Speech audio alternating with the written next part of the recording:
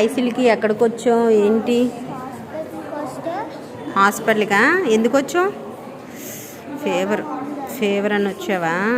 వస్తే చెప్పు. సిస్టర్స్ సెల్ఫీలు అడుగుతున్నారా? నువ్వు సెలబ్రిటీ అయిపోయావమ్మా, అందుకనే. ఏ హాస్పిటల్కి వచ్చావు నువ్వు? చెప్పు. తెలీదా ఏ హాస్పిటల్కు? చిన్నప్పుడు నువ్వు ఎక్కడే పుట్టావు, ఈ హాస్పిటల్లోనే. ఏ హాస్పిటల్ చెప్పుకో.